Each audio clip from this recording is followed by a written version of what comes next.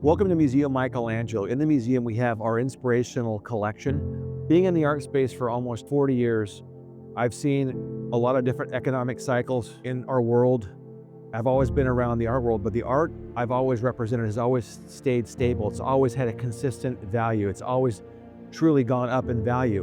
And regardless of economic recession or depression, highs and the lows in the economy or the crashing of the stock markets, we've always had a consistent sail through on our artwork, and it's our commercial product.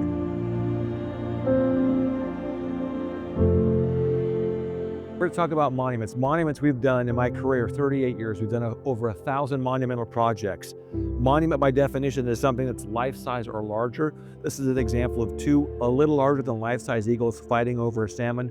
Very popular piece. But we do the biggest statues in the world, as big as 60, 70 feet for hotels, casinos, bank buildings, hospitals. This is a spectacular interpretation of this image. To understand the art market, there's a lot of terminology. There's one that's called a replica or a copy. There's the original. In this case, we're talking about posthumous originals.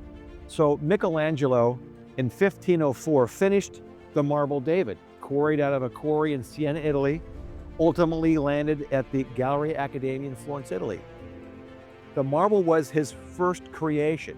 A mold was made on top of, this is a plaster mold, was made on top of that marble piece in 1928. Anything that comes from that original plaster mold is considered a posthumous original because that mold was made directly on top of that. It's by the hand of the artist. So that's a posthumous. Posthumous means post-death. It was created after Michelangelo passed away, but anything from that actual mold is a posthumous original. In this case, this is a posthumous casting of the David. It's 17 feet tall. The actual piece is a posthumous casting. This is one of 12 that exist in the world today. We are doing this in pure silver, only one of one as a posthumous casting. Now, a replica is a piece that somebody might interpret and make the David, but it's not by Michelangelo. It certainly didn't come from this mold. A copy is the same thing. People can copy the David, but it's not an original David. It's just a copy or their own interpretation. So people get confused with that. Oh, it's a copy. This is not a copy. This is an original, genuine Michelangelo that was derived from the plaster mold made on top of that marble piece in 1928. I'm finishing my book right now called The New Alternative Asset Class, where blue chip artwork meets precious metals for the first time in history. It's really exciting and we're really happy to share it with the world, but the pieces that you're seeing here are original sculptures that came from the molds made off of the actual marble pieces in the museums in Italy and Europe.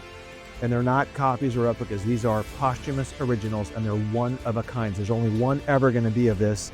Happens to be the Pietà by Michelangelo at 20,000 ounces of pure silver. And what's so different about this, where blue chip artwork by definition is the top great artists that have the highest selling values in the world.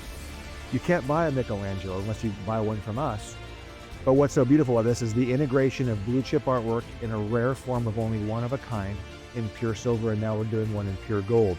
But as an investment opportunity to buy in this, why it's the new alternative asset class, is because each of these art pieces is its own cash engine, its own ecosphere, because a person who can buy these now being made available fractionally, where you can buy a piece of this, you're entitled to what's called matching consideration. You get an art piece, a reduction of this in bronze in a limited edition. But as an owner of this piece or a fractional owner, you're entitled to royalties from all types of imagery and product designed from this exact artwork. Whether it's an NFT of the piece or a digital version or the AI version of you actually talking to Michelangelo and why he was inspired to create this piece. All of those things and all the derivatives that are inspired by this piece, those owners are entitled to those revenue streams in perpetuity, which is an amazing, because it's really a true asset opportunity to buy this. Yes, you get an ownership in the sculpture and it's going to go up in value by average about 14% a year, according to the Mass Art Index of blue chip artwork.